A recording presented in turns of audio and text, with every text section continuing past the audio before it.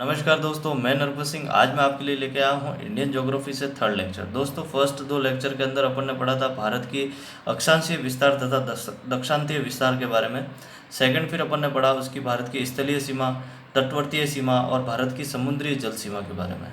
अब उसी चीज़ को कंटिन्यू करते हुए दोस्तों आज हम पढ़ेंगे भारत के भू आकृतिक प्रदेश के बारे में। दोस्तों, भारत के भू आकृतिक प्रदेश की बात करें तो सबसे पहले हमें ये जानना पड़ेगा भारत के हिमालय, जो कि सबसे बड़ी पर्वत श्रृंखला है। ठीक है, जो कि पूर्व से लेकर पश्चिम तक की जो कि सबसे बड़ी पर्वत श्रृंखला है वह है हिमालय दोस्तों। तो हम जानते हैं सबसे पहले भारत के भू आकृतिक प्रदेश को कितने भागों में बांटा गया है। तो हम पढ़ते हैं भारत के भू आकृतिक प्रदेश। भारत में उच्चावत संबंधी विविधता पाई जाती है। इसके आधार पर भारत को विभिन्न भागों में बांटा गया है। कौन कौन से भारत को विभिन्न भागों में बांटा गया है उच्चावत के आधार पर? तो पर्वत, पहाड़ियाँ, पठार और मैदान। पर्वत जो है दोस्तों भारत का 10.5% कवर करता है भारत के भूभाग का। पहाड़ियाँ 18.6%, पठार 27.7 और मैदानी भाग जो है वो 43.2%। ये वाला जो भारत का उत्तरी भाग है ये वाला हिमालय पर्वतीय भाग के नाम से जाना जाता है दोस्तों। ठीक है, फिर ये आता है उत्तरी मैदान के नाम से जाने जाने वाला, और ये पठार मैदान जो कि 27.7% कवर करता है। उसके अलावा जो ये आप खाली जगह देख रहे हैं ये वाला, ये मैदानी भाग है दोस्तों, जो कि सबसे ज़्यादा भूभाग कवर करता है 43.2%। ठीक है, उसके अलावा अपन ये जो है ये द्वीपीय समूह वाला जो भाग है, जो अपन नेक्स्ट लेक्चर में कभी पढ़ेंगे जब द्वीप समूह में आपको पढ़ाऊंगा उसमें। तो हम ये कह सकते हैं कि भारत को उच्चावच के आधार पर कितने भागों में बांटा गया है? तो 4 भागों में बांटा गया है। कौन कौन से? कि पर्वत, पहाड़ियाँ, पठार और मैदान। पर्वत उसमें कितना 10.5% कवर करता है भारत के भूभाग का। पहाड़ियाँ 18.6% कवर करती है और पठार जो है 27.7, और सबसे ज़्यादा जो भारत का भूभाग कवर करता है वो है मैदानी भाग। कौन सा? 43.2%। दोस्तों, हिमालय की विशेषता के बारे में बात करें तो हिमालय एक नवीन वलित पर्वत है दोस्तों। ठीक है, जो कि जम्मू कश्मीर नांगा पर्वत से लेके अरुणाचल प्रदेश तिब्बत नामचा पर्वत तक फैला हुआ है। अर्थात हम ये कह सकते हैं कि पूर्व से लेके पश्चिम तक जो सबसे लंबी पर्वत श्रृंखला है वो कौन सी है? हिमालय पर्वत श्रृंखला, जो कि 2500 किलोमीटर चौड़ी है, लगभग 5 लाख वर्ग किलोमीटर में विस्तृत है दोस्तों। ठीक है, इसकी जो चौड़ाई है दोस्तों वो पश्चिम में ज़्यादा है, जबकि पूर्वोत्तर जो इसका क्षेत्र है वो थोड़ा संकरा है दोस्तों। तो हम ये कह सकते हैं कि जो पश्चिम में इसकी चौड़ाई ज़्यादा है और पूर्व में इसकी चौड़ाई जो है वो कम है। पर्वत श्रृंखला की जो ये श्रेणी जा रही है दोस्तों, ये दक्षिण भाग में जैसे ही ये नीचे की तरफ उतरती है इस साइड से, तो भारत के जो ये पूर्वोत्तर राज्य हैं इनमें इस श्रृंखला को अलग अलग नाम से जाना जाता है। जैसे मणिपुर के अंदर, ये जैसे मिजोपुर के अंदर इसको मिजो पहाड़ियों के नाम से जाना जाता है, यानी मणिपुर के अंदर इसको मणि पहाड़ियों के नाम से, नागालैंड के अंदर इसे नागा पहाड़ियों के नाम से, और अरुणाचल प्रदेश के अंदर इसको पटकाई बूम के नाम से जानते हैं दोस्तों। ठीक है, क्या नाम से? पटकाई बूम के नाम से। अब ये जो चोटी है ये वाली जो ये नीचे की तरफ आ रही है ये यहाँ जाती है म्यांमार के अंदर इसे अराकन योमा के नाम से जाना जाता है दोस्तों। तो ये इसका अपन विशेषताओं के बारे में 4 पॉइंट है जो अपन जान सकते हैं। जैसे कि पूर्व से लेकर पश्चिम तक जो पर्वत श्रृंखला है उनमें सबसे बड़ी पर्वत श्रृंखला कौन सी है? हिमालय की पर्वत श्रृंखला है, जो 2500 किलोमीटर या लगभग 5 लाख वर्ग किलोमीटर विस्तृत है।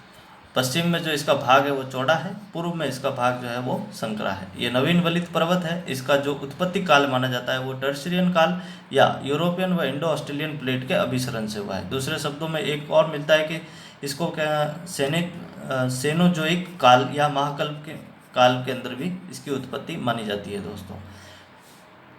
अब इसके उत्पत्ति काल की बात करें तो दोस्तों एक विद्वान थे कोबर ने एक सिद्धांत दिया था भूसन्नति का सिद्धांत, जो कि हिमालय की उत्पत्ति के बारे में एक सफल सिद्धांत है, माननीय सिद्धांत है। 33 सागर, अर्थात उन्होंने 33 भूसन्नति के नाम से इसको परिभाषित किया था दोस्तों।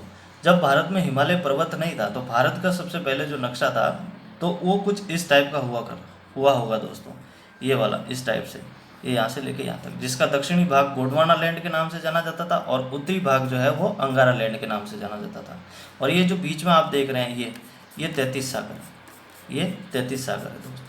अर्थात भारत के पश्चिम में अरब सागर तथा पूर्वी क्षेत्र जो बे ऑफ बंगाल के नाम से जाना जाता है उसी के सागर का उत्तरी भाग जो है वो 33 सागर के नाम से जाना जाता था दोस्तों।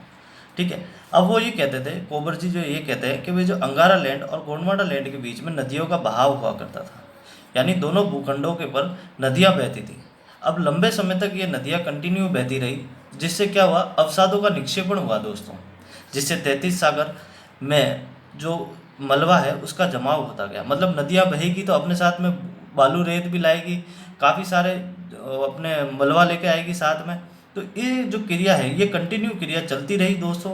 और जब नीचे वाले मलबे ऊपर नए मलबे आते रहे तो ये क्रिया निरंतर चलती रही। तो नीचे वाला मलबा, दबा हुआ जो मलबा था, उसने चट्टान का रूप ले लिया। अर्थात हम ये इस चीज़ से समझ सकते हैं, जैसे सपोज करो ये 33 सागर है दोस्तों, ठीक है। अब मान लो ये मलबा नीचे दबा हुआ, इसके नीचे और ऊपर और आया और आया और आया, इस तरीके से ये क्रिया चलती रही। अब क्रिया चलती रही तो जो नीचे वाला जो मलबा है इसने चट्टान का रूप ले लिया।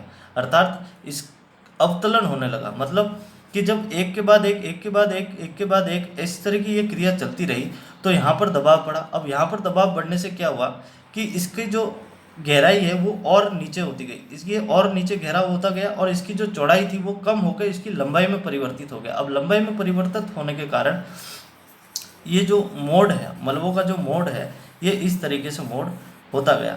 अब ये जो मोड है दोस्तों, इसके कॉर्नर के अंदर अधिकतर लेता गया, जबकि इसका बीच का भाग जो है ये समतल रहा। ये यूँ कहते हैं कि जो बीच कॉर्नर का भाग जो है ये अधिकतर मोड़ लेता गया और बीच वाला जो भाग है वो समतल रहता गया। तो उसी को ही हम, जो ये वाला जो भाग रहता है, इसी अवतलन को हिमालय के नाम से जाना जाता है।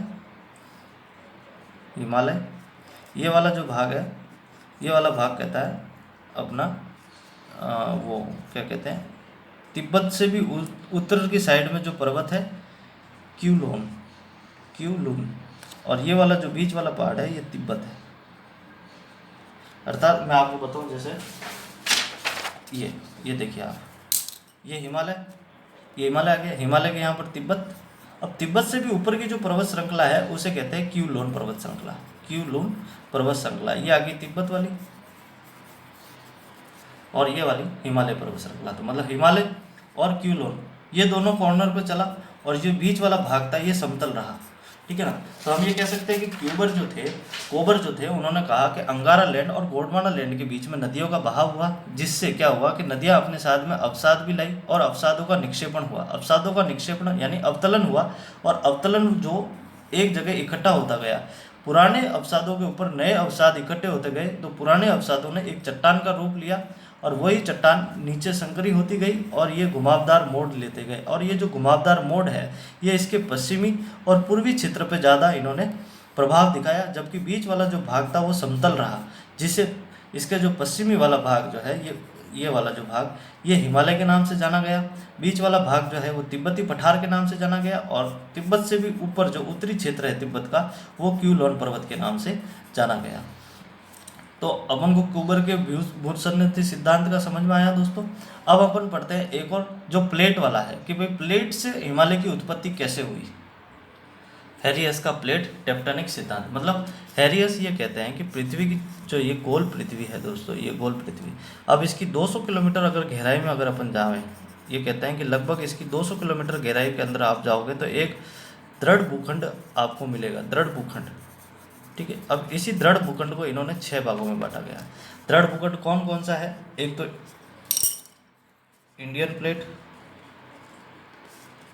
प्लेट, यूरोपियन प्लेट, ठीक है, अपने पैसिफिक प्लेट, उत्तरी अमेरिका और दक्षिणी अमेरिका प्लेट, अंटार्कटिका प्लेट और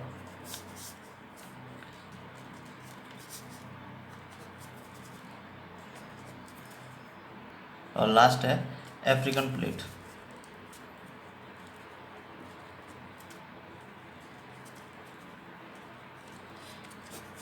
इन 6 प्लेटों के अंदर इस धरती को भागों में बांटा गया है।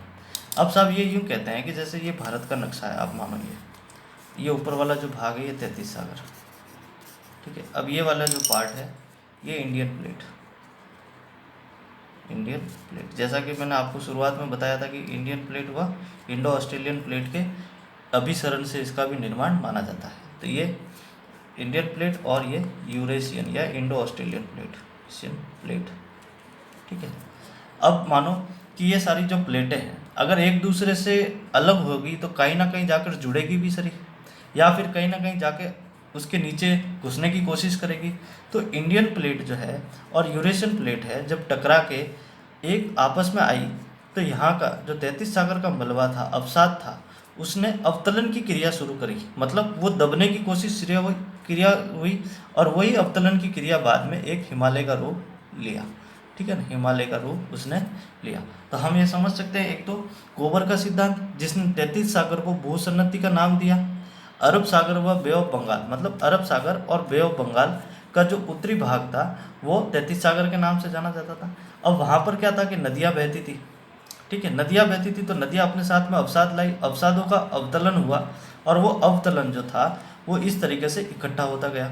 अब ये इकट्ठा हुआ तो ये इस और गहराई का भाग लेता गया और गहराई में आता गया, जिससे क्या हुआ कि जो नीचे वाला जो दृढ़ भाग है इसने चट्टान का रूप ले लिया और यही चट्टान जो है इसके पूर्वी व पश्चिमी भाग में इसने ज़्यादा भाग लिया और बीच वाला जो भाग है वो समतल रहा। तो इसका जो पूर्वी भाग वो हिमालय कहलाया, बीच वाला भाग तिब्बत और ये वाला क्यूलोन पर्वत। और जो हैरियस के प्लेट टेक्टोनिक सिद्धांत है वो ये कहता है कि इंडियन प्लेट जो थी ये वाली और यूरेशियन प्लेट ये दोनों आई और टकराई जब 33 सागर के बीच का जो मलबा था वो अवतलन हुआ उसका और उसने एक हिमालय का रूप लिया। मतलब ये कहते हैं कि 200 किलोमीटर के अंदर एक भूखंड है जिसे 6 भागों में बटा गया है, Indian plate, European plate, Pacific plate, उत्तरी अमेरिका व दक्षिण अमेरिका प्लेट, अंटार्कटिका प्लेट और अफ्रीकन प्लेट। ये इन प्लेटों के अभिसरण से, तो मेनली दो प्लेट थी ये वाली, यूरेशियन प्लेट और इंडियन ऑस्ट्रेलियन प्लेट। इन दोनों प्लेटों के अभिसरण से हिमालय की भी उत्पत्ति मानी गई है। और दूसरा कि गोंडवाना लैंड और अंगाला लैंड के बीच में जो नदियाँ बहती थी वो अपने साथ में अवसाद लेके आई। अवसादों का जब निक्षेपण हुआ और वो निक्षेपण जो एक तरीके से इकट्ठा हुआ उन्हीं ने ही बाद में चट्टान का रूप लिया और एक दृढ़ चट्टान के रूप में वो बाद में हिमालय का रूप लिया उसने। तो अर्थात दोस्तों आपको समझ में आया, हिमालय जो है वो पश्चिम से लेकर पूर्व तक सबसे लंबी पर्वत श्रृंखला है, 5 लाख वर्ग किलोमीटर में विस्तृत है। इसका जो अपन कहते हैं उत्पत्ति है वो यूरेशियन प्लेट या इंडो ऑस्ट्रेलियन प्लेट के अभिसरण से हुई है। ठीक है, या टेर्शियरी काल से मानी जाती है और सेनोजोइक महाकल्प के यहाँ से मानी जाती है। ठीक है, सेकंड हम ये कह सकते हैं कि इसका पश्चिमी भाग जो है हिमालय का वो चौड़ा है और पूर्वी भाग जो है वो संकरा है। भारत के जो पूर्वोत्तर राज्य है जहाँ मिजोरम में इस पहाड़ी को मिजो पहाड़ी के नाम से, नागालैंड के अंदर नागा पहाड़ी के नाम से और अरुणाचल प्रदेश के अंदर इसके पटकाई बूम के नाम से जाना जाता है। और यही चोटी जब दक्षिण में जाती है म्यांमार की तरफ तो इसके अराकन योमा के नाम से जाना जाता है। तो ये दोस्तों अपन ने महत्वपूर्ण जो थी मोटी मोटी हिमालय की उत्पत्ति किस तरीके से हुई, हिमालय की विशेषताएं क्या है। अब हम नेक्स्ट लेक्चर में पढ़ेंगे हिमालय के भाग के बारे में, हिमालय कितने भागों में बांटा गया है। ठीक है दोस्तों, उम्मीद करता हूँ आपको यहाँ तक समझ में आया हो। Thank you.